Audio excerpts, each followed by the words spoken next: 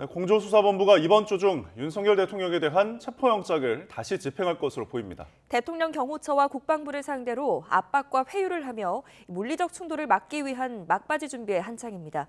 현장 취재기자 연결합니다. 신지원 기자. 네, 고위공직자 범죄수사처입니다. 네, 공수처가 언제쯤 2차 집행에 나설 것으로 보입니까? 네, 취재진이 조금 전 5시쯤 정부 과천청사 분위기를 살펴봤는데 아직은 특별한 움직임이 보이지 않고 있습니다. 다만 언제든 윤석열 대통령에 대한 2차 체포 시도가 단행될 수 있는 만큼 긴장감이 흐르고 있습니다. 고위공직자 범죄수사처는 이르면 내일쯤 체포영장 집행에 나설 것으로 전망되는데요. 본격적인 행동에 앞서 역할 분담과 법률 검토를 마친 상황입니다. 국방부와 대통령 경호처에는 체포영장 집행을 막아설 경우 민형사상 책임과 함께 연금 수령에도 불이익이 있을 수 있다고 경고했습니다. 특히 대통령 경호처에서 강경파로 알려진 김성훈 차장을 제외한 6개 부서장에게만 협조 공문을 보냈는데 지휘부 패신 전략이라는 분석도 나옵니다. 또 일선 직원들은 체포영장 집행을 저지하라는 윗선 지시에 불복하더라도 처벌받지 않도록 수사 단계에서부터 선처한다는 방침인데요. 대통령 경호처 지휘부와 일선 직원들을 상대로 압박과 회유를 벌이면서 양면 전략에 나섰습니다. 무력 충돌이나 유혈 사태까지 우려되는 상황인데 1차 때와 달리 체포영장 집행 전략이 바뀐 게 있을까요? 네, 공수처는 현장에서 발생할 수 있는 다양한 변수에 대비해 경찰과도 협의를 이어가고 있습니다. 공조수사본부는 2차 체포영장 집행 과정에서 2박 3일 장기전도 가능하다는 입장인데요. 물리적 충돌은 피하겠지만 누구든지 체포영장 집행을 방해하면 원칙적으로 현행범으로 체포한다는 방침입니다. 이와 관련해 경찰과 공수처는 내부 방침을 세웠는데 윤 대통령 지지자들이나 국회의원들도 예외는 없다는 입장입니다. 이런 가운데 경찰은 대통령 경호처 지휘부에 대한 수사에 속도를 내면서 체포 여부를 검토하고 있습니다. 네, 체포영장 집행에 신중한 모습인데 윤 대통령 측은 어떤 입장입니까? 네, 윤석열 대통령 측은 공수처에 체포영장 집행을 미뤄달라고 요청했다고 밝혔습니다. 공조수사본부가 2차 체포영장 집행에 나설 경우 대통령 경호처와 물리적 충돌, 나아가 유혈 사태까지 우려된다는 겁니다. 그러면서 경찰은 질서 유지만 해야 하고 체포영장 집행을 지원하면 안 된다면서 영장 집행에 나서려면 신분증을 제시하라고 경고했습니다. 윤 대통령 측은 내란 수사보다 탄핵 심판이 우선이라면서 윤 대통령이 직접 헌법재판소에 출석하려면 신변 안전보장이 우선이라는 입장입니다. 지금까지 고위공직자 범죄수사처에서 전해드렸습니다. 네, 경찰은 윤석열 대통령 체포영장 집행을 방해하는 경호처 직원을 체포할 경우 분산 호송해서 조사할 거라고 밝혔습니다. 윤 대통령 체포 작전을 점점 구체화하며 경호처를 향한 경고 수위도 끌어올렸습니다. 신귀혜 기자입니다. 경호처 지휘부 와해를 노리는 경찰이 윤석열 대통령 체포를 위한 세부 계획을 공개했습니다. 경찰 특별수사단 관계자는 영장 집행을 방해하는 경호처 직원은 현행범으로 체포할 수 있다고 거듭 밝혔습니다. 그러면서 체포가 이뤄지면 복수의 경찰서로 분산 호송한 뒤 조사할 계획을 세웠다고 강조했습니다. 체포와 호송, 조사까지 공무집행방해 혐의를 입증할 일련의 절차는 경찰 특수단이 주도적으로 맡는데 일선서 도움을 받지 않아도 될 정도로 충분히 대비하고 있다고 설명했습니다. 수뇌부 줄소한 통보에 더해 일선 직원에 대한 구체적인 신병 처리 방침까지 공개하며 압박 수위를 끌어올린 겁니다. 경찰은 또 경호처의 극렬한 저항으로 영장 집행이 하루 이상 길어질 가능성도 고려하고 있다고 밝혔습니다. 1,000명 이상 투입하는 압도적 인력 동원에 200명 남짓인 경호처 직원을 고사시키는 장기전까지 염두에 둔 포석으로 읽힙니다. 경찰은 그러나 영장 집행 저지에 동원된 군 병사의 경우 체증은 이뤄졌지만 입건할 가능성은 작다고 선을 그었습니다. 경찰이 경호처 지휘부는 물론 일선 직원 체포 조사 계획까지 밝히며 경고장을 날린 가운데 윤 대통령 2차 영장 집행 시기가 임박하고 있습니다. YTN 신기혜입니다. 한편 윤석열 대통령이 경찰의 체포영장 재집행 때 무기 사용을 검토하라고 경호처 간부들에게 지시를 했다는 주장이 제기됐습니다. 윤 대통령 측은 즉각 사실이 아니라고 반박했고 경호처는 간부의 비위 사실까지 공개하며 내부 동요 진화에 나섰습니다. 신윤정 기자입니다. 서울 용산구 한남동 대통령 관저 앞 전술복과 헬멧을 착용한 경호처 요원들이 순찰에 나선 모습이 포착됐습니다. 배낭도 메고 있는데 소총과 여분의 탄창 등을 수납할 수 있는 것으로 알려졌습니다. 민주당 윤건영 의원은 이들이 대테러팀이라며 강경파 김성훈 차장 지시였다고 주장했습니다. 경호차장이 대테러팀을 완전 복장을 갖추고 무기를 휴대하고 일종의 언론에 대한 과시성 시위. 그러면서 윤석열 대통령이 최근 경호처 간부들에게 무기 사용을 잇따라 독촉했다는 의혹이 있다며 윤 대통령 지시 여부를 밝히라고 공세를 취했습니다. 나를 체포하려고 접근하는 경찰들에게 총은 안 되더라도 칼이라도 휴대해서 무조건 막으라는 지시를 했다는 것입니다. 윤 대통령 측은 즉각 사실이 아니라고 반박했습니다.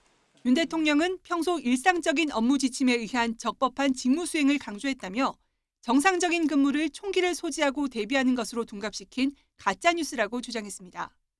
아니면 말고식으로 내뱉는 그러한 하나의 가짜 뉴스도 아니고 그건 하나의 날조이죠.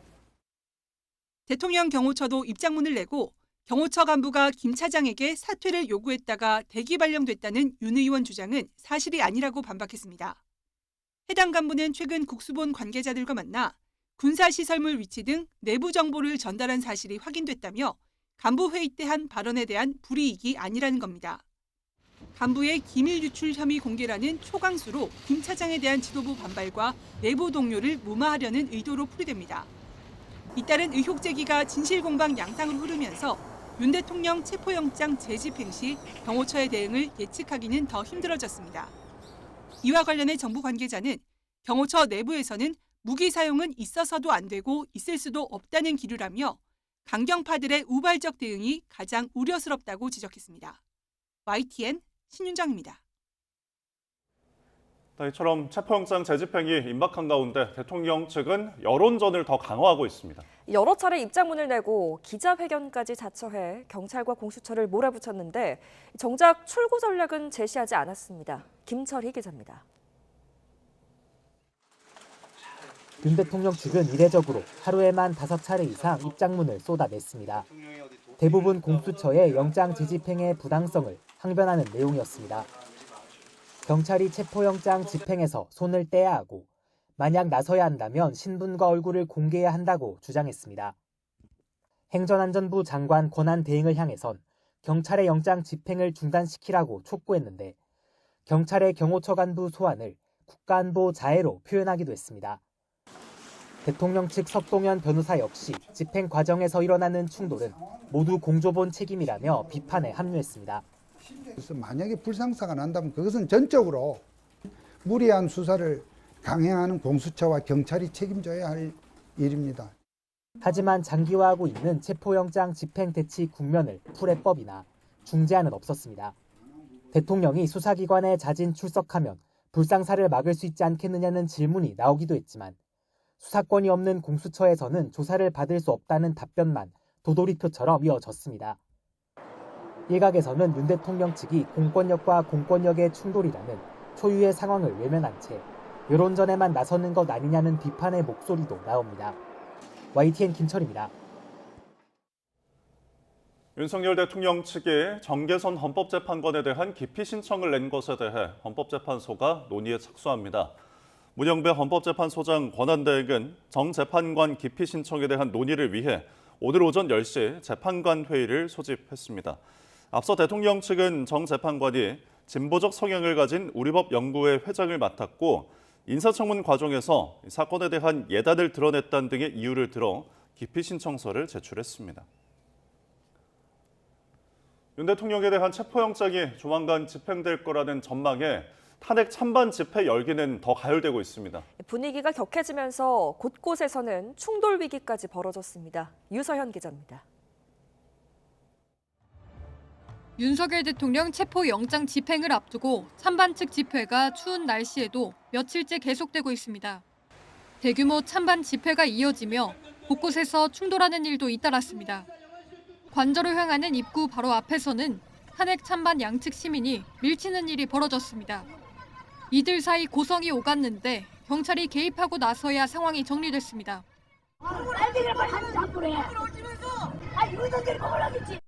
지난 주말에는 집회 참가자 한 명이 자신과 입장이 다른 참가자와 말다툼하다가 흉기를 허공에 휘둘러 체포됐습니다. 영장 집행 과정에서도 무력 충돌 우려가 나오는 가운데 일부 법조인들은 대통령 경호처 직원들에게 체포영장 집행을 저지하라는 명령에 불응하라는 서명서를 전달하려다 반대 측에 가로막혔습니다. 법적 상담을 말씀드립니다. 부당 지시 거부 소명서를 작성해서 제출하시고 체포영장 저지 명령을 거부하시기 바랍니다. 윤 대통령 지지자들은 체포영장 집행 시도에 반발하며 대통령을 지키겠다고 목소리를 높였습니다. 우리 대통령이 얼마나 대단한 줄 알아? 체포영장 집행이 임박했다는 전망 속에 관저 앞에는 일촉즉발의 긴장감이 흐르고 있습니다. YTN 유수환입니다. 허석군 소방청장이 지난달 비상계엄 당일 이상민 전 행정안전부 장관으로부터 언론사 단전 단수 요청이 오면 협조해달란 취지로 전화를 받았다고 밝혔습니다. 다만 실행에 옮기지는 않았다고 설명했는데 방송 송출을 제한하지 않았다는 앞선 윤석열 대통령의 대국민 담화와는 배치되는 정황이라 파장이 예상됩니다. 이준엽 기자의 보도입니다. 허석군 소방청장이 이상민 전 행안부 장관으로부터 전화를 받았다는 시각은 계엄 선포 1시간 만인 지난달 3일 밤 11시 37분입니다. 계엄 사태로 청장 주재 회의가 한창이던 때 이 전 장관이 경찰로부터 언론사 단전 단수 요청이 오면 협조하라는 취지로 연락했다는 겁니다. 소위 진보 매체라고 하는 언론사의 단전 단수를 이상민 장관이 지시했고 그 지시를 받은 소방청장이 차장에게 상의했다. 이게 맞습니까? 예, 입자리에 앉아 있기 때문에 같이 이야기를 했습니다. 허 청장은 기억이 정확히 나지 않는다면서도 한겨레 신문, 경향신문, MBC, 김어준의 뉴스공장 등 특정 언론사와 유튜브 채널 이름도 거론된 것 같다고 해고했습니다. 다만 경찰에서 실제 요청이 오지는 않은 데다 단전 단수가 소방 업무는 아니어서 부하 직원의 관련 지시를 하진 않았다고 덧붙였습니다. 적절하다고 보는데 어떻게 보세요?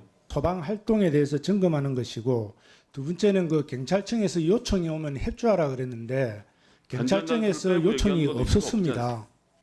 최근 민주당 윤석열 내란진상 조사단은 계엄 전 국군 수도방위사령부에서 국회 단전을 준비하기 위해 변전소를 사전 답사했다는 의혹을 제기한 바 있습니다. 최근 5년간 여의 변전소에 대한 군의 훈련이 전혀 없었다는 점을 감안한다면 국회 인근 전력망을 사전에 파악하려 한 것 아니냐. 앞서 윤 대통령은 대국민 담화에서 국회 건물의 단전 단수 조치나 방송 송출 제한이 이뤄지지 않은 것을 경고성 계엄의 근거로 들었습니다. YTN 이준엽입니다. 최근 야권을 중심으로 군이 비상계엄을 위해 북풍 공작을 했다는 의혹이 제기되자 국방부가 강하게 반박했습니다. 특히 일부 의혹 제기는 오히려 북한의 주장에 동조하는 것이라고 비판했는데요. 관련 소식을 김문경 기자가 전해드립니다. 일각에서 제기된 북풍 공작 의혹은 비상계엄과 맞물려 있습니다. 평양 무인기와 쓰레기 풍선 원점 타격 방안, 대북 확성기 방송 등이 북한의 도발을 유도해 비상계엄의 명분으로 삼으려 했던 게 아니었느냐는 것이 의혹의 핵심입니다. 이에 대해 국방부는 결코 사실이 아니라며 강하게 반박했습니다. 대북 확성기 방송은 쓰레기 풍선 등 4천여 회에 이르는 북한의 군사합의 위반 등에 대응하기 위한 정상적인 조치였다고 밝혔습니다. 또 쓰레기 풍선 원점 타격 방안은 대비 태세를 해야 하는 군으로서는 당연한 조치고 계엄과는 무관하다고 강조했습니다. 이어 일부는 우리 군의 9.19 군사합의 효력 정지 등을 문제 삼으며 오히려 북한의 주장에 동조하고 있다는 비판도 내놓았습니다. 그러면서 근거 없는 허위 주장은 국가 안보에 심각한 위협을 초래하게 된다며 무분별한 의혹 제기를 중단해달라고 촉구했습니다. 우리 군의 그 정상적인 어떤 군사 활동에 대해서 의혹을 제기하는 것들에 대해서 저희가 입장을 드린 겁니다. 국방부는 앞으로도 비상계엄 관련 국정조사 등에 적극 임하고 오로지 정만 바라보고 대북 억제를 위한 확고한 대비태세 유지에 전념하겠다고 덧붙였습니다. 군은 이례적으로 북한 동조 등의 용어로 강하게 비판하면서도 평양 무인기 의혹 제기에 대해서는 사실 여부를 밝히지 않은 채 확인해 줄 수 없다는 기존의 전략적 모호성을 그대로 유지했습니다. YTN 김문경입니다. 네, 미국 로스앤젤레스 산불이 일주일째 이어지는 가운데 시속 113km의 강풍이 예고되면서 다시 확산 고비를 맞게 됐습니다. 미국 전역과 멕시코와 캐나다 소방 인력을 투입해서 강풍에 맞설 만반의 준비를 갖추고 있지만 추가 피해가 우려됩니다. 워싱턴에서 홍상희 특파원입니다. 지난주 산불이 시작된 LA 팰리세이즈 지역입니다. 상공에서 끝을 찾기 힘들 정도로 온통 잿빛으로 초토화된 산맥엔 아무것도 남지 않았습니다. 일주일 동안 불과 싸웠던 소방대원들은 숨 돌릴 틈도 없이 다시 전열을 가다듬고 있습니다. 미 기상청이 LA와 벤투라 카운티의 화재 적색 경보와 함께 현지 시간으로 15일 낮까지 시속 113km에 달하는 강풍을 예보하면서 다시 위기가 닥쳤습니다. 바람 소리도 점차 강해지면서 불씨를 발로 밟으며 저지선을 지키기 위해 안간힘을 쓰고 있습니다. The anticipated winds combined with low humidities and low fuel moistures will keep the fire threat in all of Los Angeles County critical. 미국 전역뿐 아니라 멕시코와 캐나다의 소방대원과 산불 진화 항공기가 배치됐고 1,800명 이상의 캘리포니아주 방위군도 투입됐습니다.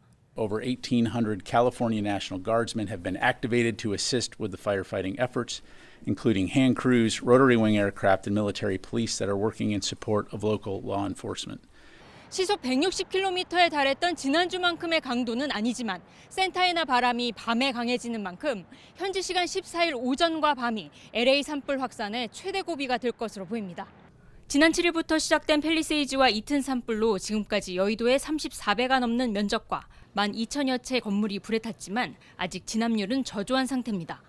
북부에서 발생한 허스트 산불과 나머지 2건의 산불은 거의 진화됐지만 강풍 예고로 다시 8만 9천여 명이 대피 준비 경고를 받은 가운데 이미 최악인 LA 산불 사태에 추가 피해가 우려됩니다. 워싱턴에서 YTN 홍상입니다. 일본 규슈 미야자키 앞바다에서 규모 6.9의 지진이 발생했습니다. 지난해 8월 비슷한 지역에서 지진이 일어난 뒤 일본 전역이 대지진 공포에 휩싸였던 만큼 예사롭게 볼 수 없었습니다. 이경화 기자입니다. 밤 9시를 넘긴 시각, 일본 규슈 동쪽 미야자키현 일대에 강한 흔들림이 감지됩니다. 長い横揺れを感じました。こちらは地上7階建てのビルの屋上からの映像です。 미야자키현 앞바다에서 발생한 규모 6.9의 지진으로 쓰나미주의보도 발령됐습니다. 지진 발생 직후 일본 기상청은 심야에 전문가 회의를 소집했습니다. 비슷한 지역에서 지난해 8월 8일 규모 7.1의 지진이 발생한 뒤 이른바 난카이 해곡 대지진의 가능성이 커졌다고 발표한 바 있기 때문입니다. 당시 일본 정부는 30년 안에 이 지역에서 대지진이 발생할 가능성을 70에서 80%로 추산했습니다.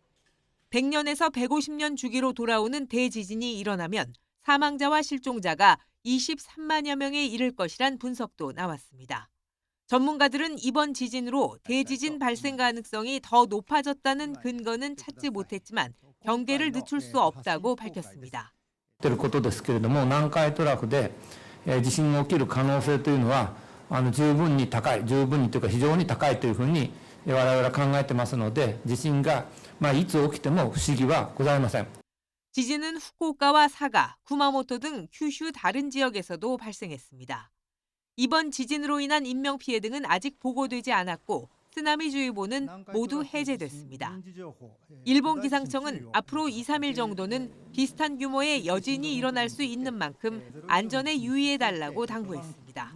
YTN 이경아입니다.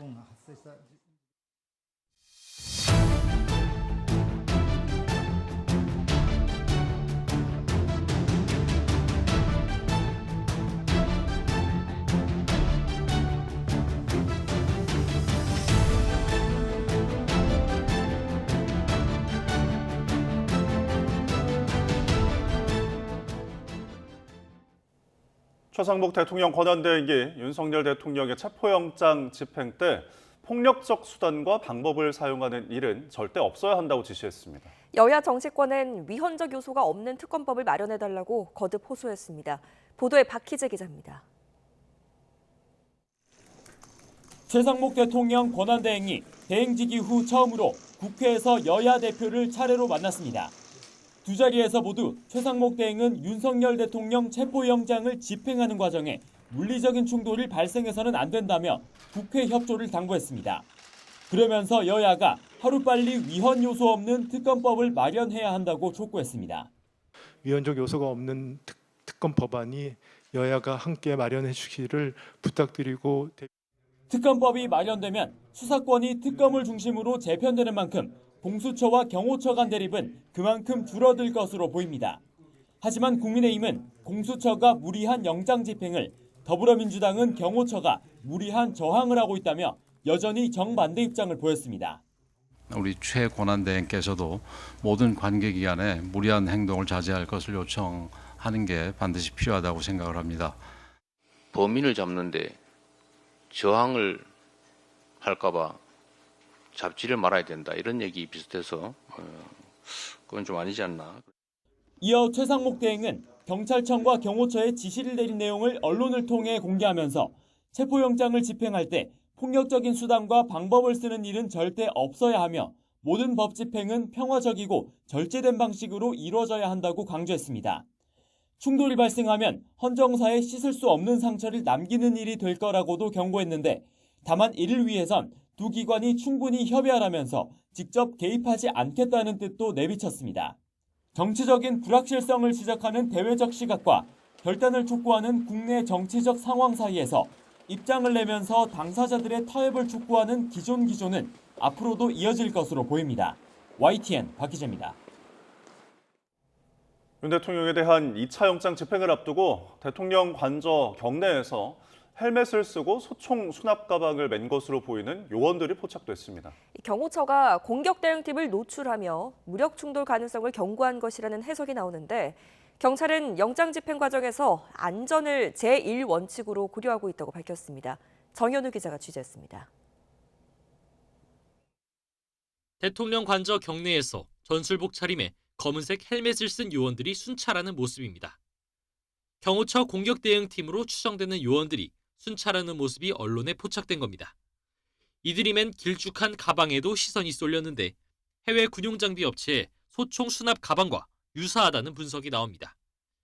실제로 소총을 휴대했는진 알 수 없지만 이들을 노출한 것 자체가 의도가 있는 것 아니냐는 시각도 있습니다. 윤 대통령에 대한 2차 영장 집행에 강경한 태도를 보이는 공수처와 경찰의 무력 충돌 가능성을 시사하며 경고 메시지를 던진 것 아니냐는 겁니다. 경호처의 극렬 저항 속 유혈 충돌 우려까지 나오는 가운데 경찰은 영장 집행에서 제1원칙은 안전이라고 강조했습니다. 인명피해나 유혈 사태가 없도록 영장을 집행하는 것이 최우선이라며 앞서 안전상의 이유로 영장 집행을 하지 못한 것과 관련해서도 충분히 검토하고 있다고 설명했습니다. 당시 상대적으로 적은 인원 탓에 경호처의 저지선을 뚫지 못한 점 등을 대규모 인력 동원 등으로 극복하겠다는 것으로 보입니다. 경찰은 영장을 집행하는 측은 물론 저지하는 측에서도 안전을 최우선으로 고려해야 한다고 강조했는데 경호처 대응에 관심이 모아집니다. YTN 정윤우입니다.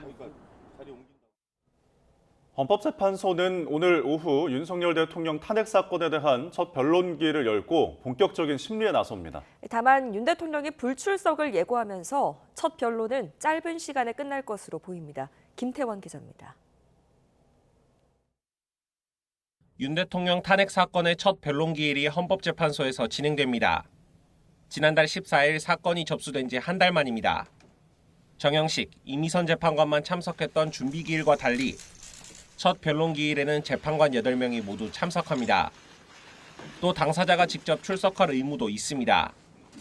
하지만 윤 대통령 측은 공수처 체포 시도 등으로 신변 안전과 불상사가 우려돼 출석할 수 없다면서 문제가 해결되면 언제든 나가겠다고 밝혔습니다.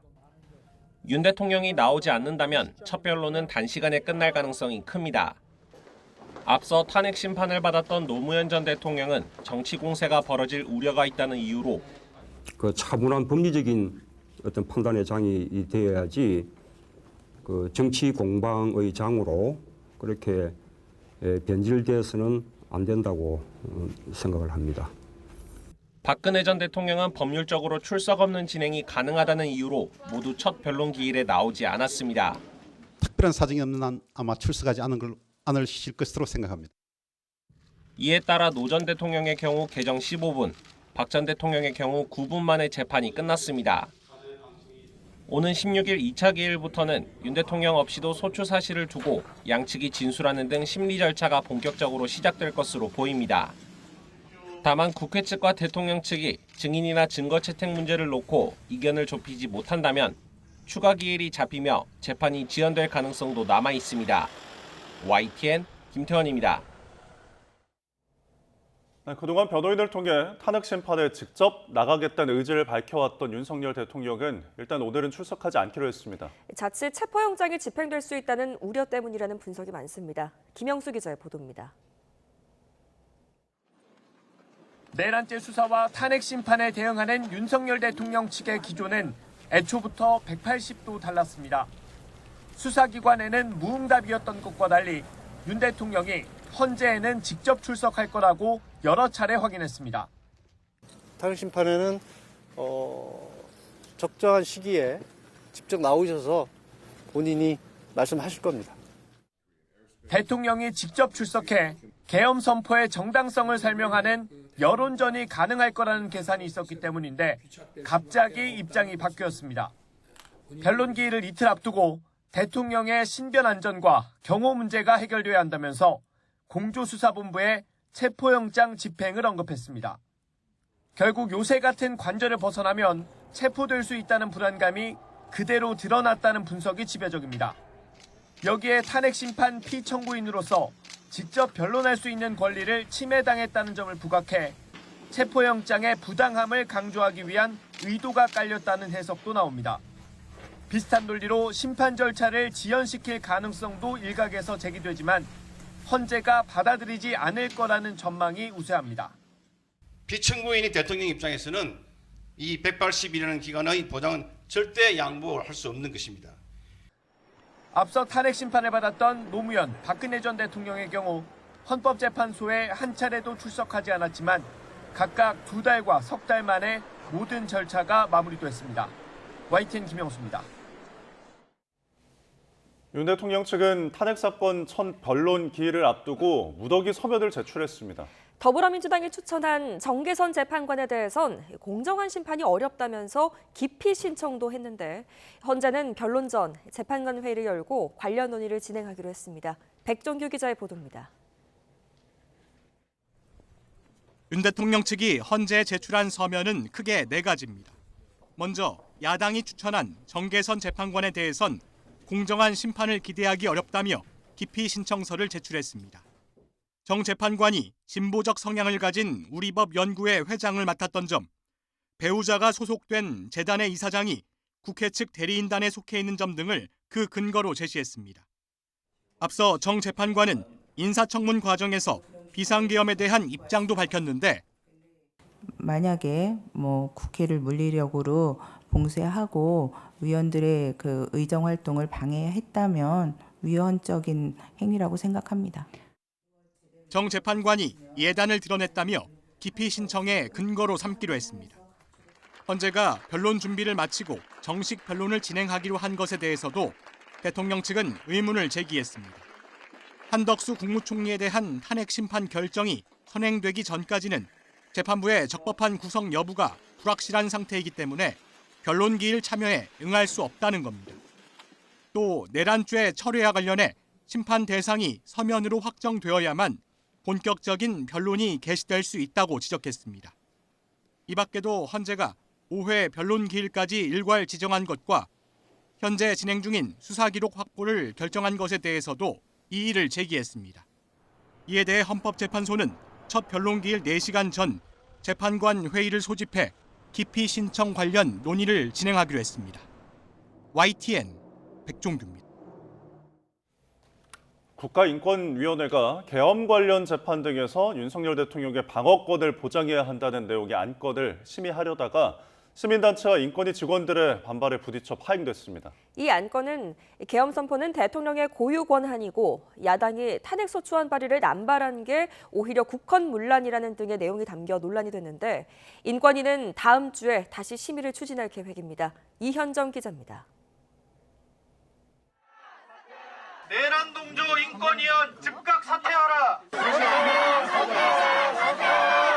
국가인권위원회 전원위원회 회의장 앞. 계엄 선포로 야기된 국가의 위기 극복 대책 권고일건 심의를 앞두고 반발이 거셉니다. 윤석열 대통령을 방어권 보장을 권고하는 안건이 상정됐다는 소식에 시민단체와 인권위 직원들이 항의하고 나선 겁니다. 이들은 회의장 입구에서 안건을 공동 발의한 위원들을 막아섰고 현장은 아수라장이 됐습니다. 김용원, 한석훈, 김종민, 이한별, 강정혜 인권위원 등 5명이 발의한 이번 안건은 계엄은 대통령의 고유 권한이며 야당의 탄핵소추안 발의 남용이 국헌문란이라는 등의 내용으로 논란이 됐습니다. 인권을 짓밟는 내란 세력을 옹호하는 안건이 상정되고 의결된다면 국가인권위원회는 그 존재의 의미가 없어진다. 안건 상정을 주도한 김용원 위원은 내란 수괴라는 건 야당의 일방적인 주장이고 피의자 신분인 대통령도 인권이 있다며 맞섰습니다. 대한민국 국민은 누구나가 불구속 수사, 불구속 재판 받고 방어권을 행사할 권한이 있어요. 중대범죄라도 마찬가지예요. 1시간 넘는 대치 끝에 안창호 인권위원장과 위원들은 발길을 돌렸습니다. 전원위원회는 제적위원 11명 가운데 과반이 참석해야 열 수 있는데 결국 열리지 못한 채 파행됐습니다. 반발이 계속되는 가운데 인권위는 오는 20일 전원위원회를 다시 열어 해당 안건의 심의를 시도할 계획입니다. YTN 이현정입니다. 오늘의 경제 일정입니다. 세계은행이 올해 세계 경제 성장률 전망치를 오늘 발표합니다. 매년 1월과 6월 두 차례 성장률 전망치를 내놓는데 국제통화기금 IMF와는 달리 시장 환율 기준으로 산정해서 통상 IMF보다 0.4에서 0.5%포인트 낮습니다. 한국 경제 전망은 포함돼 있지 않다고 하네요. 최상목 대행체제정부가 오늘은 사회 분야 주요 현안 해법회의를 진행합니다. 안전사회와 지방시대 구현을 주제로 행정안전부와 법무부, 국가권익위원회와 방송통신위원회 업무 보고와 현안 논의가 이어집니다. 신한은행이 오늘부터 대출 가상금리를 일제히 내리고 생활안정자금용 주택담보대출 한도도 없애는 등 가계대출 문턱을 크게 낮춥니다. 경기 불황을 고려해서 생활안정자금용 주택담보대출 한도도 폐지하고 대출 취급 당일 보유주택 처분 조건 전세자금 대출도 허용합니다. 소기업 소상공인의 목돈 마련 공제 제도인 노란우산이 설맞이 이벤트를 진행합니다. 내일부터 다음 달 14일까지 한 달 동안 온라인을 통해 가입하면 소정의 혜택을 준다고 하네요. 소기업 사장님들 가입할 만한지 한번 잘 보시는 건 어떨까요? 제42대 대한체육회장 선거가 법원의 문턱을 무사히 넘어 오늘 예정대로 진행될 것으로 보입니다. 선거 전날 제동이 걸린 대한축구협회와 다른 결과가 나온 이유가 뭘까요? 조은지 기자입니다.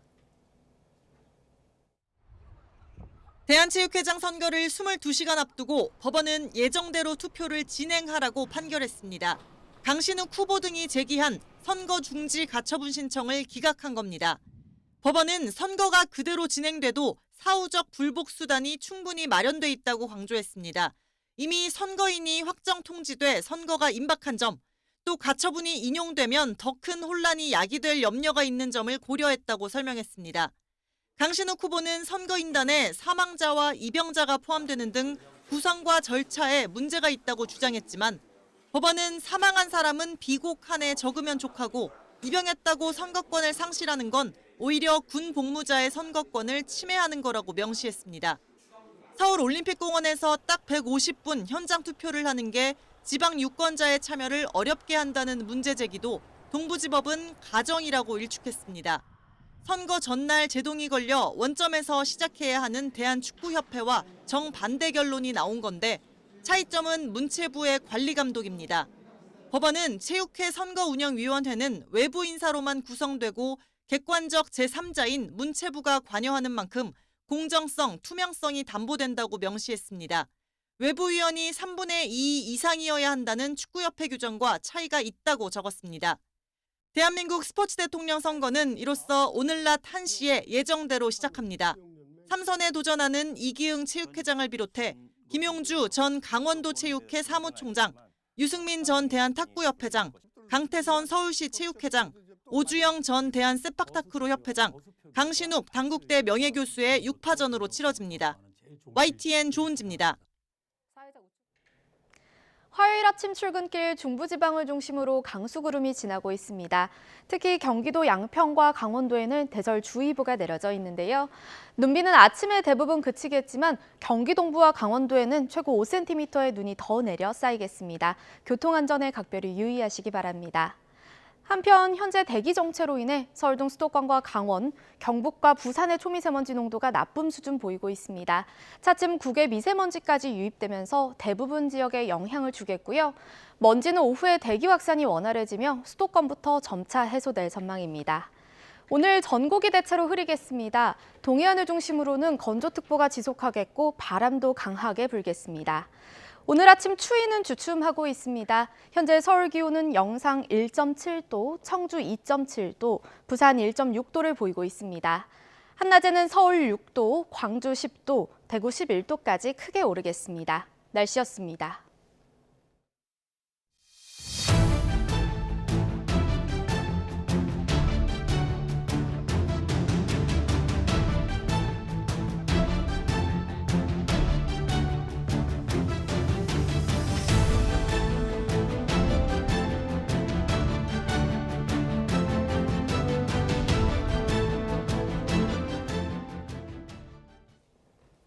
네, 야당이 재발의한 제3자 추천 내란 특검법이 국회 법제사법위원회에서 야당 주도로 가결됐습니다. 민주당은 여당과의 추가 협상 가능성은 열어놨지만 이번 주 본회의 처리 등 속도전을 예고했습니다. 박기환 기자입니다. 6개 야당이 재발의한 제3자 추천 방식의 내란 특검법이 야당 주도로 국회 법제사법위원회에서 통과됐습니다. 수정 발의된 지 나흘 만에 상임위 문턱을 다시 넘어 본회의 표결만 남겨두게 됐습니다. 이의가 없으심으로 가결됐음을 선포합니다. 이번 특검법은 대법원장이 특별검사를 추천하도록 했고 여당이 또 다른 독소 조항으로 지목했던 추천 인사거부권, 즉 야당의 비토권은 빠졌습니다. 비상계엄을 위해 북한과의 교전을 유도했다는 외환죄가 수사 대상에 포함됐지만 계엄 사태 관련으로 범위는 제한됐습니다. 하지만 여당은 여전히 수사 범위가 과도하고 공조본 수사를 지켜보는 게 우선이라며 표결 직전 퇴장했습니다. 민주당은 국민의힘이 또 억지를 부리고 있다면서 더는 양보할 수 없다고 선을 그었습니다. 차 떼고 포 떼고 다 떼면 도대체 뭘 수사하자는 말입니까? 어떻게든 내란 수사를 방해하겠다는 생떼입니다. 그러면서도 국민 눈높이에 맞는 특검법을 제시하라며 협상 가능성은 열어뒀습니다. 다만 법안 제2요구권을 가진 최상목 권한대행을 향해선 원칙을 지켜달라며 특검법을 공포하라고 압박했습니다. 대한민국의 경제를 위해서, 미래를 위해서 본인이 해야 될 일을 하십시오. 쓸데없이 국회에 여야가 합의를 하려는 등 그런 월권적, 위헌적 행위 그만하시고 말입니다. 민주당은 일단 여당과의 협상 여부와 관계없이 이번 주 본회의에서 내란 특검법을 처리하겠다는 방침입니다. 민주당은 제3자 추천 특검안에 속도를 내고 있습니다. 여당 주장을 일부 반영해 여당 내 이탈표를 추가 확보할 수 있다는 기대감도 읽히는데 다만 외환죄 등 수사 범위 공방은 뇌관으로 남아 있습니다. YTN 박견입니다. 네, 이처럼 야당이 이번 주 수정 내란 특검법의 본회의 처리를 예고한 가운데 국민의힘도 자체 특검안 마련 여부를 논의하기 위한 의원총회를 진행했습니다. 일단 특별한 결론 없이 지도부 결정에 맡기기로 했는데 비공개 의총에선 특검 찬성 의견을 밝힌 의원을 향해 거센 성토도 이어졌습니다. 박정현 기자입니다. 자체 계엄 특검법을 논의하기 위해 의원총회를 소집한 국민의힘. 3시간 가까운 갑론을박 끝에 특검 발의 여부는 당 지도부에 일임하기로 했습니다. 많은 의원들의 의견을 듣지는 못했거든요. 그래서 원내 지도부에서 의원들 개개인하게 전화를 걸어서 확인한 다음에 결정하도록 하겠습니다. 비공개 회의에선 친윤계 의원들을 중심으로 특검 자체를 받아들일 수 없다는 의견이 잇따랐던 거로 파악됐습니다. 지도부는 그러나 특검에 반대만 했다가 여야 합의를 주문한 최성목 권한대행이 제2요구권을 행사하지 않을 가능성을 거론하며 최소한의 대안 마련 필요성을 설득한 거로 전해졌습니다. 협상의 대상이 아니라 저지의 대상이다, 이런 말씀을 드립니다. 사실 특검이라는 게 보면은 법의 영역을 넘어서 정치 특검으로 갈 수밖에 없고, 특검 찬성의 뜻을 밝힌 김상옥 의원을 향해선 당의 히틀러와 전두환 추종 세력도 아닌데 뜻이 안 맞으면 같이 갈 수도 없는 것 아니냐 비난도 쏟아졌는데, 이에 일부 친한계 의원들이 인신공격이라 반발하며 잇따라 퇴장하는 등 개파 간 갈등 상황도 고스란히 노출됐습니다. 직접적으로 탈당하라는 표현을 쓰진 않았지만 생각에 다르면 같이 갈 수 없지 않느냐라는 취지의 말씀을 있으셨습니다. 국민의힘은 야당 특검엔 조목조목 문제점을 따지며 비판 수위를 끌어올렸습니다. 야당 특검안이 담고 있는 수사 범위와 대상이 거의 무제한이고 전방위적이라며 사실상 정부 여당을 송두리째 헤집어 놓겠다는 계략으로 규정했습니다. 특검 임명과 관련해서 제3자 추천으로 국민의 눈을 가리려 했을 뿐 특검의 본질인 수사 범위와 수상의 대상을 보면 기가 찰 노릇입니다.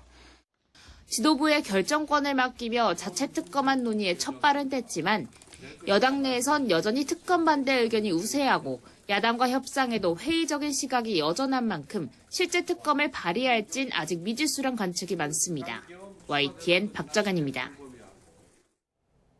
국민의힘은 윤석열 대통령 강제 수사가 너무 급하게 진행되고 있고 민주당의 내란몰이는 표현의 자유를 억압하는 지경에 이르렀다고 주장하고 있습니다. 민주당은 내란 수괴 피해자의 체포가 지연되는 사이 잔당들의 목소리가 커지고 있다며 민주주의의 적인 가짜뉴스를 반드시 뿌리 뽑겠다고 응수했습니다. 나혜인 기자입니다. 국민의힘은 직무가 정지됐어도 대통령은 여전히 윤 대통령이라며 체포영장 집행 시기를 저울질하는 공수처와 경찰에 국격을 생각하라고 지적했습니다. 국가기관 간 유혈 충돌까지 우려되는 상황에서 토끼몰이식 사법 절차를 강요할 필요가 있느냐며 불구속 수사와 충실한 탄핵 심리를 당부했습니다. 대중 앞에서 망신을 주겠다는 의도로 읽을 수밖에 없습니다. 이재명 대표를 위해 조급하게 체포작전을 벌이는 것이 아니냐 하는 민주당을 향해선 전체주의적인 내란몰이를 중단하라고 날을 세웠습니다. SNS로 내란 선동, 가짜뉴스를 퍼뜨린 일반 국민까지 고발하겠다는 건 표현의 자유를 억압하는 공산당식 사상 통제라며 공세를 이어갔습니다. 민주당에게 동의하지 않으면 모두 내란으로 엮어버리겠다는 대국민 협박이며 민주당은 국가적인 혼란과 피해가 수습되지 않는 건 적법한 영장 집행을 거부하는 대통령 책임이라고 맞받았습니다. 체포가 지연되는 사이 국회엔 독재와 폭력의 상징 백골단까지 등장했다며 내란 잔당의 준동을 막기 위해서라도 빨리 신병을 확보해야 한다고 강조했습니다. 내란 척결 방해는 내란 공범을 넘어 민생경제 파괴의 공범입니다. 민심은 명확합니다. 내란을 빨리 정리하고 경제를 살려달라는 겁니다. 일부 여권 인사와 유튜버가 확대 재생산하는 허위 정보엔 엄정하게 대처하겠다며 이를 검열로 규정하는 것 자체가 거짓 선동이라고 지적했습니다. 5.18 민주화 운동이 오래 은폐되고 희생자들이 2차 가해에 시달린 것도 가짜뉴스 때문이라며 유통 경로를 가리지 않고 퇴치하겠다고 경고했습니다. 카톡이 가짜뉴스 성역입니까? 이 가짜뉴스는 민주주의의 적입니다. 윤 대통령 2차 체포 시도가 임박할수록 상대 진영을 겨냥한 여야의 설전은 더욱 거칠어지는 모습입니다. 야당은 다음 주부터 예고된 내란 혐의 국정조사 청문회에 윤 대통령을 증인으로 세우겠다고 벼르고 있어 갈등은 계속될 전망입니다. YTN 나힌입니다. 당직자 경질로 시작된 개혁신당 지도부의 내홍이 점입가경으로 치닫고 있습니다. 허은하 대표가 이준석 의원을 향해 상황 정치라고 비난하자 이 의원 측은 망상을 버리라고 맞받으며 공개 충돌했습니다. 손효정 기자입니다. 허은하 대표가 이준석 의원과 가까운 김철근 전 사무총장을 경질한 뒤 열린 개혁신당 최고위원회의. 냉랭한 분위기 속에 참석자들이 마주 앉았지만 시도당 위원장 회의 참석 문제로 시작부터 고성이 오갔습니다. 나오세요. 저도 그러면 들어올 수밖에 없어요. 두 분은 왜 들어오십니까? 나오세요. 전국지지 안 들어온 거 알았어요. 그래서 이야기하지 않았잖아요. 가까스로 공개 회의가 시작됐고 허 대표는 대주주 비위를 거슬렀다는 이유로 당대표를 쫓아내려고 한다며 이준석 의원이 상황 정치에 대한 집착을 버려야 한다고 직격했습니다. 지금 벌어지고 있는 상황은 2022년 여름 국민의힘에서 벌어졌던 일과 다를 바가 없습니다. 당대표가 이준석이 아닌 허은하이고 대주주가 윤석열이 아닌 이준석이라는 것뿐입니다. 이에 천하람 원내대표는 다툼의 원인은 지난 총선 당시 비례대표 공천을 둘러싼 갈등이라며 허 대표 주장을 정면 반박했습니다. 허은하 대표께서 비례대표 공천을 못 받았던 것이 그리고 그 이후에 많은 어떤 아픔과 그런 부분들이 있었던 것이 이 사태의 본질이 아닌가 하는 생각이 듭니다. 다른 최고위원들도 허 대표의 사퇴를 촉구했습니다. 허 대표는 이 모든 사안이 자신을 향한 음해이고 모략이며 의도하지 않은 정치적 곤궁 정도로 착각하고 있습니다. 망상도 이 정도면 병입니다. 회의 도중 파열음은 계속됐습니다. 천 원내대표의 발언이 1시간가량 이어지자 허 대표가 끼어들며 신경전이 벌어졌고 작은 시간이 너무 많이 걸리는 것 같긴 해요. 제가 좀 말씀드릴게요. 35분째 혼자 말씀하고 계시거든요. 큰 당이 기존 정책위의장인 이주영 의원과 허 대표가 새로 임명한 정성영 정책위의장이 함께 자리를 지키는 촌극도 빚어졌습니다.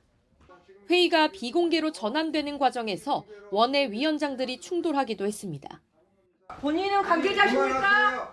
본인은 관계자냐고요? 유정선 위원장님! 조용하세요. 유정선 위원장님! 조용하세요. 정선씨라고 해. 유정선 위원장님! 야! 상황 정치 당사자로 지목된 이 의원은 자신이 구체적으로 어떤 행위를 했느냐고 따져 물었습니다.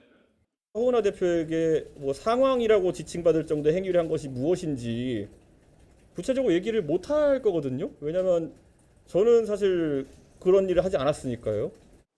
개혁신당의 내부는 이준석 의원과 가까운 김철근 사무총장과 이주영 정책위의장 경질로 표면화됐지만 본질은 허 대표와 이 의원의 당권 다툼이라는 분석도 나옵니다. YTN 손효정입니다. 사건자고 한 줄 뉴스입니다. 친아버지 살해 혐의에 무죄를 선고받은 김신혜 씨의 재심 판결에 대해 검찰이 판결이 사실 오인과 법리 오해가 있다며 항소를 제기했다고 밝혔습니다. 출소를 한 뒤 교도소에 다시 보내달라며 술에 취한 채 광주 양동에 있는 현금 자동 입출금기에 의자를 던지고 주차장에 있는 차량 등을 파손한 50대가 경찰에 구속됐습니다. 어제 낮 12시 50분쯤 강원 고성군 토성면의 아파트 건설 현장에서 작업 중이던 40대 노동자가 2층 높이에서 떨어져 병원으로 옮겨졌지만 끝내 숨졌습니다.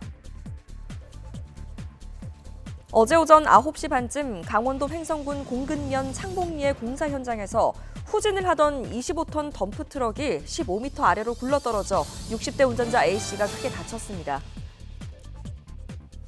대전과 청주, 천안 등을 돌며 아파트에 배송된 택배물 160만 원 어치를 훔친 혐의로 50대 부부가 붙잡혔습니다. 자신과 싸우고 집을 나간 동거녀의 아버지를 살해한 40대 남성이 보복 살인 혐의 등으로 재판에 넘겨졌습니다.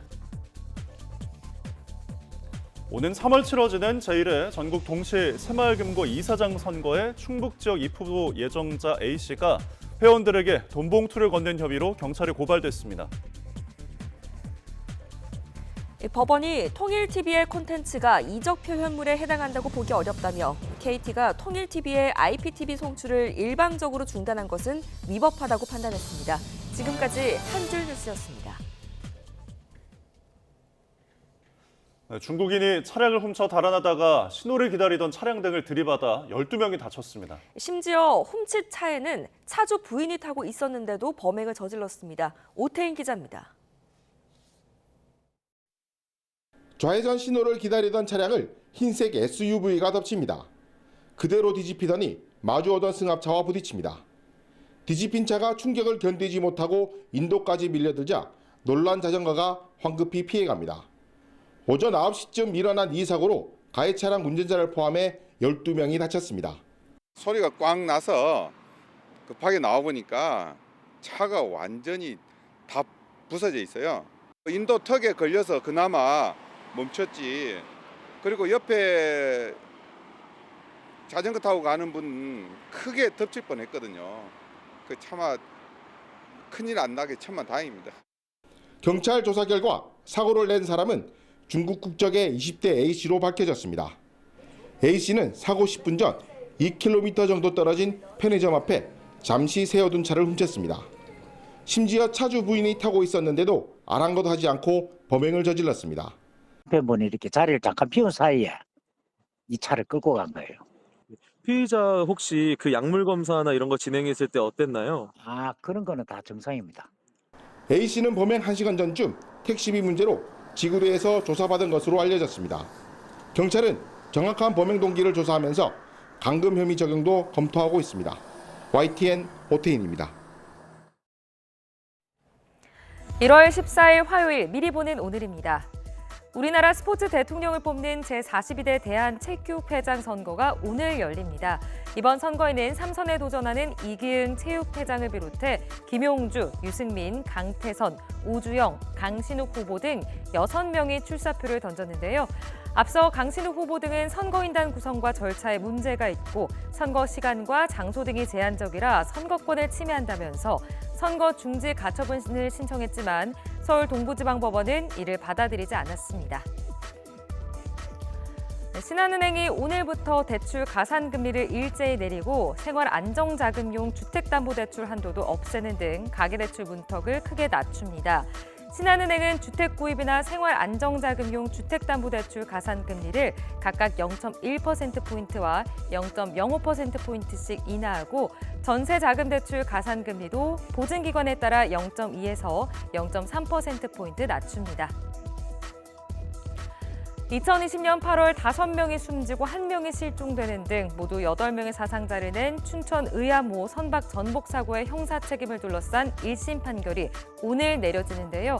춘천지방법원은 업무상 과실치사 등의 혐의로 기소된 춘천시 공무원과 인공수초섬 업체 관계자 등 8명의 1심 선고를 내립니다. 지금까지 미리 보는 오늘이었습니다. America first. America first.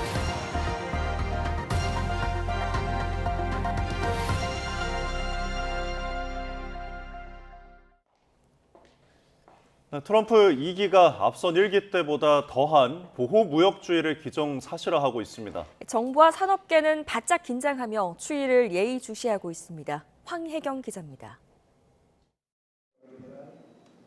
트럼프 대통령이 취임 첫날 사인하겠다고 공언한 보편 관세. Tariffs will make our country rich. Properly used. And we have all the cards.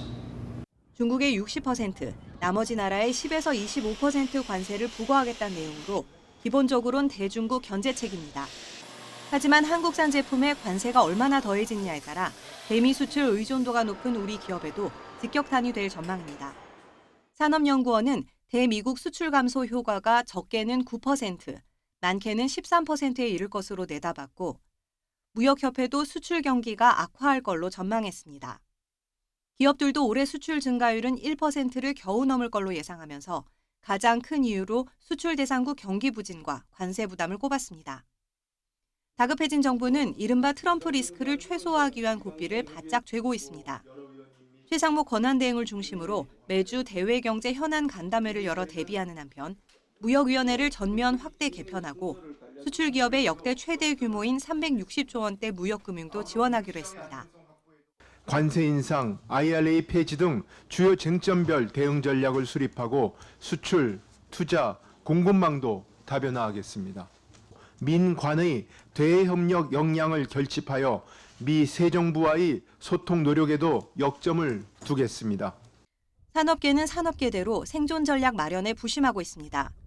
조직 개편과 긴축 경영으로 허리띠를 바짝 졸라매는 한편 관세 장벽을 넘을 방안도 고심하고 있습니다. 현대제철이 미국 제철소 건설이라는 투자 카드를 꺼내 보인 것이나 포스코가 여러 투자처 중에 미국을 유력하게 검토하기로 한 것도 그 일환입니다.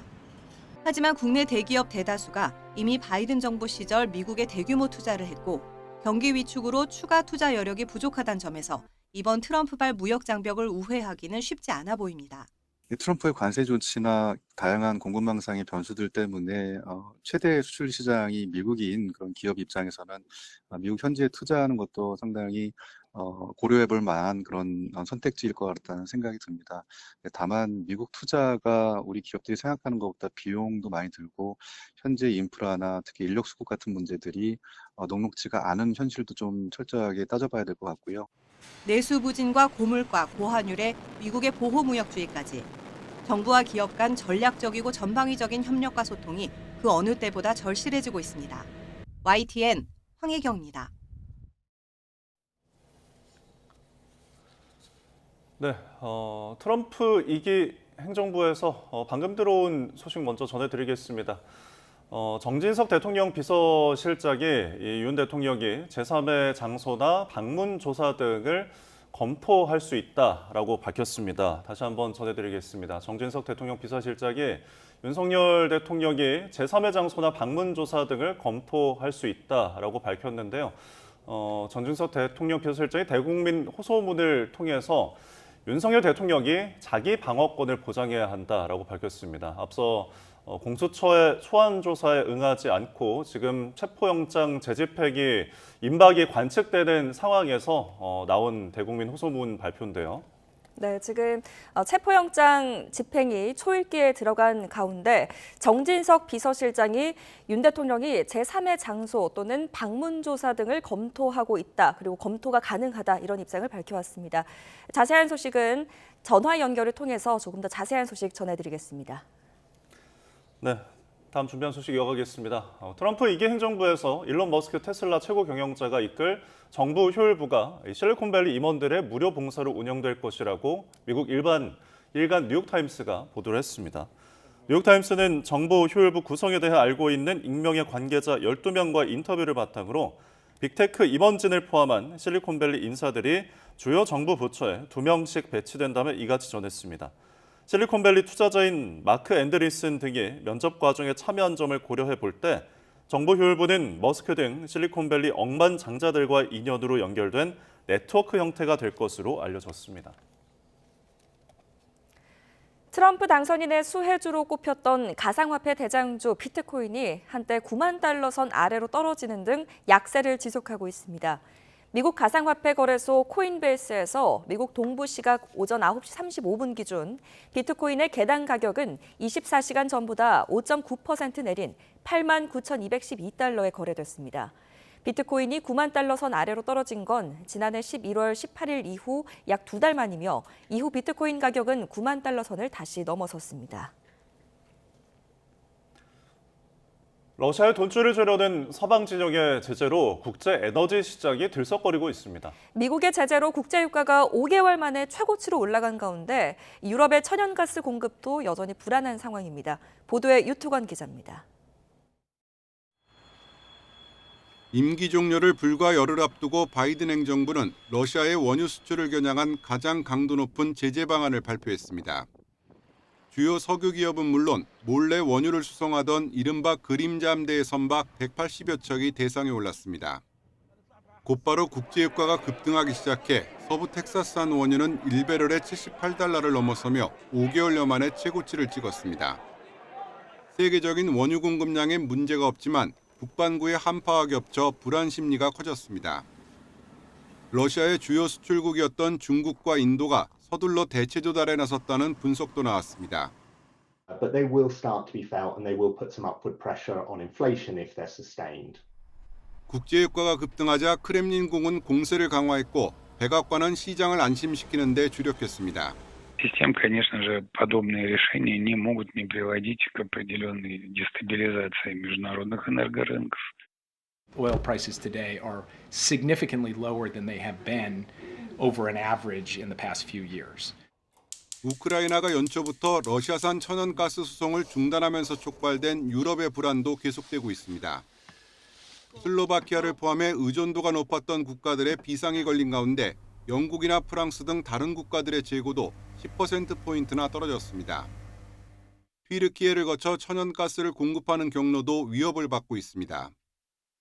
러시아는 튀르키예 가스관이 시작되는 러시아 남부의 시설이 우크라이나 드론들의 공격을 받았지만 신속히 복구했다고 밝혔습니다.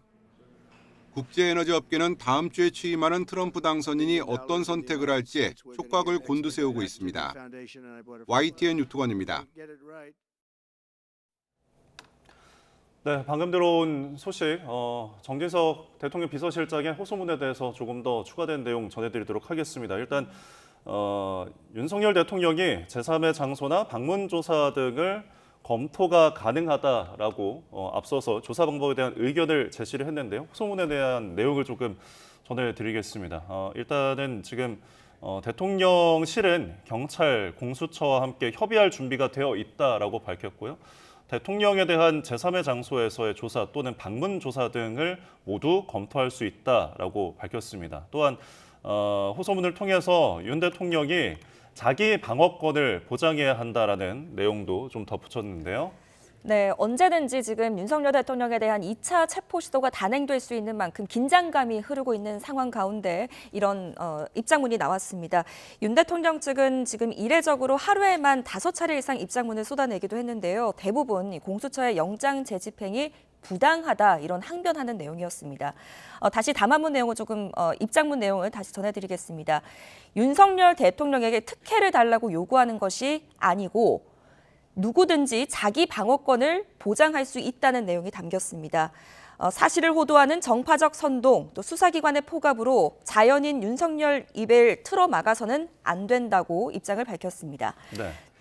정 비서실장은 이제 대국민 호소문을 내고 직무가 중지가 되었다고 해도 여전히 국가 원수이자 최고 헌법기관인 윤 대통령을 마치 남미의 마약갱단 다루듯 몰아붙이고 있다 이런 식으로 말을 했는데 정 비서실장 또 덧붙인 내용으로는 대통령이 자신의 방어권을 충분히 발휘하고 자신의 입장을 설명할 수 있도록 보장해야 한다면서 대통령실, 경찰과 공수처 협의할 준비가 돼 있다. 제3의 장소에서 조사 또는 방문 조사 등을 모두 검토할 수가 있다라고 강조를 했습니다.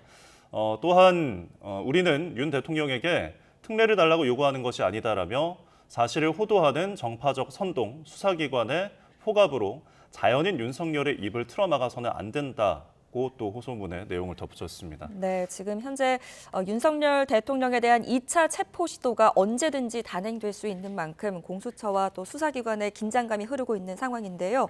윤 대통령 측은 내란 수사보다 탄핵 심판이 우선이라면서 신변 안전 보장이 우선이라는 입장을 앞서서 밝혀왔습니다. 특히 이례적으로 하루에만 5차례 이상 입장문을 쏟아내기도 했는데요. 이 가운데는 대부분 공수처의 영장 재집행에 부당성을 항변하는 내용이었습니다. 이어서 정진석 비서실장이 입장문을 낸 겁니다. 우리는 윤석열 대통령에게 특례를 달라고 요구하는 것이 아닙니다. 또 자유민주주의 공화국의 시민이라면 누구나 누릴 수 있는 자기 방어권이 있다면서 이 자기 방어권을 보장해달라는 내용을 입장문에 담았습니다. 사실을 호도하는 정파적 선동, 또 수사기관의 포갑으로 자연인 윤석열의 입을 틀어막아서는 안 된다며 대통령이 자신의 방어권을 충분히 발휘하고 자신의 입장을 설명할 수 있도록 이 방어권이 보장돼야 한다는 내용이 담겼습니다. 네, 다시 한번 조금 더 정리해서 전해드리면 일단은 정진석 대통령 비서실장이 대국민 호소문을 발표를 했고요. 그 내용에 대한 이야기입니다. 윤석열 대통령이 제3의 장소나 방문 조사 등을 모두 검토할 수 있다라고 밝혔는데 일단은 지금 고위공직범죄수사처와 경찰의 2차 체포영장 집행이 임박해진 것으로 알려진 데 대해서 이 자유민주주의 공화국의 시민이면 누구나 누릴 수 있는 자기 방어권을 보장해 달라라고 이제 밝힌 내용입니다. 자. 네, 정진석 비서실장이 입장문을 냈습니다. 윤석열 대통령이 제3의 장소, 또 방문 조사가 가능하다. 그리고 이런 방법을 검토 중이라는 입장을 밝혀왔습니다. 자기 방어권이 보장돼야 하고 또 대국민 호소문을 통해서 국가 원수이자 최고 헌법기관을 갱단 다루듯이 몰아붙이고 있다며 지금 공수처를 향해서 입장을 표명한 것으로도 보입니다. 네, 잠시 후에 지금 또 취재기자 연결이 기다리고 있다고 합니다. 이 가운데서 또 저희가 좀 자세한 내용을 전해드릴 수 있을 것 같습니다. 네, 정 비서실장 대통령이 이제 자기 방어권을 충분히 발휘하고 자신의 입장을 설명할 수 있도록 보장해야 된다는 내용이 이제 주가 된 내용이고요. 여전히 이제 협조에 대한 이야기를 덧붙이고 있는 것인데 조사에 대한 공개 의견을 제시를 했습니다. 공수처와 경찰에 협의할 준비가 되어 있고 제3의 장소 또는 방문 조사 등 모두를 검토할 수 있다라고 강조를 했다는 점 전해드리겠습니다. 자세한 내용은 저희가 현장 기자 연결을 통해서 이어진 뉴스에서 전해드리도록 하겠습니다.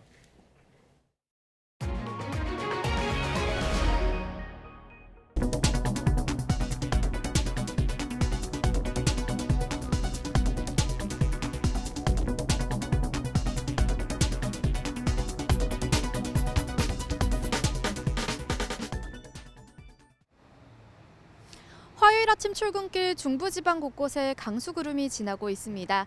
서울은 진눈깨비가 흩날리다 잦아들었지만 경기도 양평과 강원도에는 대설주의보가 내려진 가운데 어제부터 최고 5cm의 눈이 내려 쌓인 곳이 있습니다.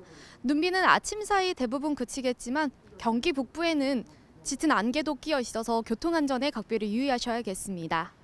오늘 전국이 대체로 흐린 가운데 공기도 탁하겠습니다. 현재 대기 정체로 인해 서울 등 수도권과 강원, 경북과 부산의 초미세먼지 농도가 나쁨 수준 보이고 있는데요. 차츰 국외 미세먼지까지 유입되면서 전국 대부분 지역에 영향을 주겠고요. 초미세먼지는 오후에 대기 확산이 원활해지며 수도권부터 점차 해소될 전망입니다. 오늘 아침 반짝 영상권으로 올라선 곳이 많습니다. 현재 서울 기온은 1.7도, 청주 2.5도, 부산 2.4도로 추위가 주춤하고 있는데요. 한낮에는 서울 6도, 광주 10도, 대구 11도까지 올라 어제보다 2에서 4도가량 높겠습니다. 하지만 밤부터는 한기가 남하하면서 내일 아침에는 날씨가 다시 추워지겠고요. 기온이 급격히 떨어지는 경기 동부와 강원도에는 다시 한파특보가 내려질 가능성이 있겠습니다. 추위 속 내일은 남부지방을 중심으로 비나 눈이 내릴 전망입니다. 오늘도 동해안을 중심으로는 건조특보가 지속하겠습니다. 여기에 바람까지 강하게 불어 불조심하셔야겠습니다. 지금까지 YTN 원희다입니다. 네, 뉴스타트 3부 잠시 뒤에 이어집니다.